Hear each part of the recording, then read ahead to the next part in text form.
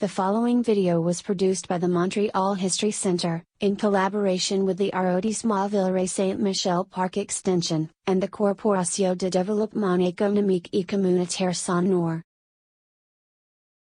The title is Growing Up in Parc-Extension, and it was presented in 2011 as part of the exhibition, Cent ans d'histoire, Raconte-moi Parc-Extension.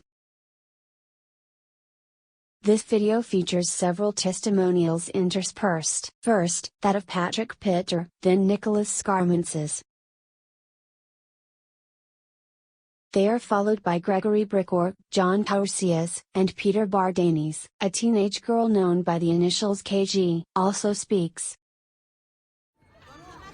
In a playground, a diverse group of children climb on a jungle gym. Parents socialize with each other and play with the children.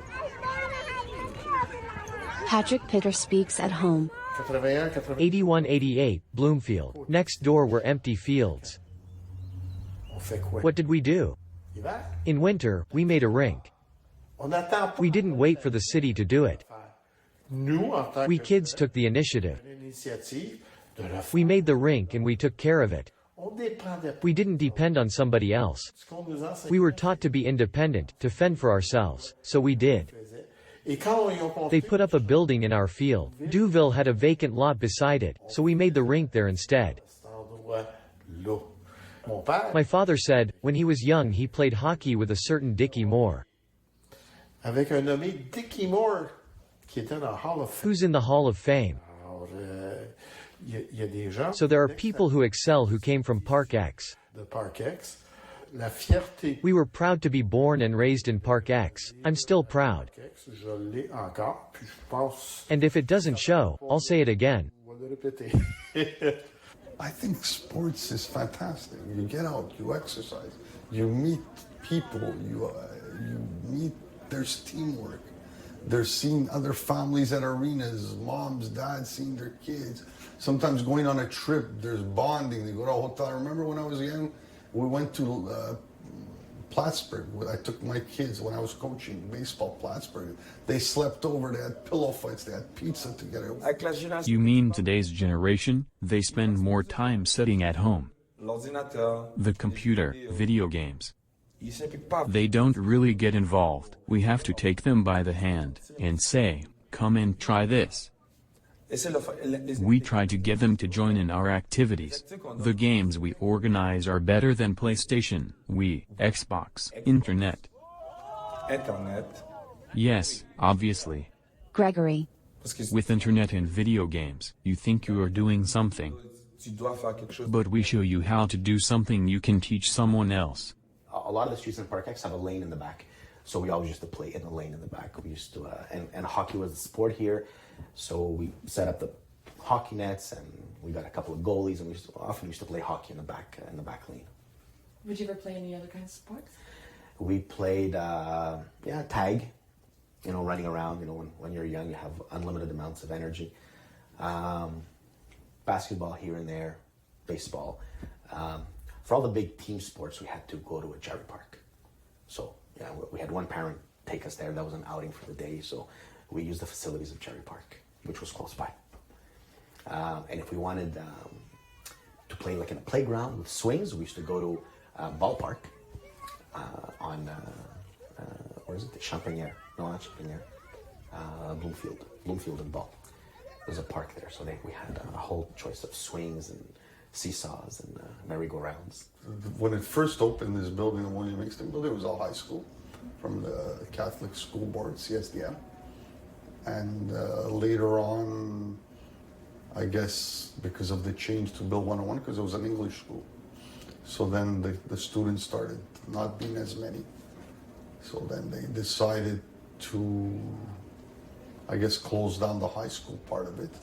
And then, on my recollection, it became a government building for immigration here, okay, for many years.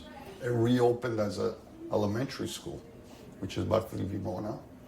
So there's an elementary level floor for young students. There's a French immersion for adult ed, and it houses organizations on the bottom floor. So that's how this building is today. At one time, one teacher had made a survey, and we had 43 nationalities in the school here. We had 95% Greek kids here. And then, slowly after that, the Greeks, they started to move to Laval. Peter Bardanis. Then the Haitians came. Where do you go for your free time? There are the youth centers like this one, the X-Art Center, the William Hingston Center like you said. There's the Sainte Jeunesse Uni. And the Collective Kitchen gives cooking classes. There are many language courses in Park Extension. And sometimes I stay home too. I go out with my friends. But I'm often here. I come to dance classes here. We have all sorts of possibilities. We'll first start with our sports program. That was basically one of the first programs that started PYO 43 years ago. Right now, our hockey program is development stage. We used to be federated, but as you've seen, the district has changed. It's not only Greeks as before. It's not just, at first there was a lot of English and French kids. Now it changed to the Greek culture. Then the Haitian community moved in, and now it's very multicultural South Asian, I'd say. A lot of Bangladesh, Indian descent. Very multicultural district, over 43 languages here. So like things like the praline, let's call it the old sports hockey, that's a Canadian sport, is not very popular here because some of the newly arrived kids don't understand it. It's harder, it's very expensive to play. So right now we do have some hockey. We have about 60 kids doing a development type program, younger kids learning how to skate, learning the basics of the game. We have cricket. This is our youth sport in the district. We actually have a federated team right now. We have a few kids. We have a wonderful lady, Madame Saida, running it, which, you know, she's of South Asian descent. And usually it's very rare in the sportsman world that you have a woman running the show, but she's excellent. We were known as bullies in the sports world back then. We were the tough Anglophone district when it came to Francophones and playing hockey. But I think recently, like I've said, the organization has changed. It's not only sports, it's more social economical activities here. And I think overall, we have our faults, everybody does. We're not going to be always perfect, but I think a lot of people use the service and know PYO pretty well in the community. In the playground from the start of the video, a diverse group of children continued to play under the watchful eyes of their parents. Growing Up in Park Extension. Directed by Antonio Pierre de Almeida. Audio description by Ella Cuscio.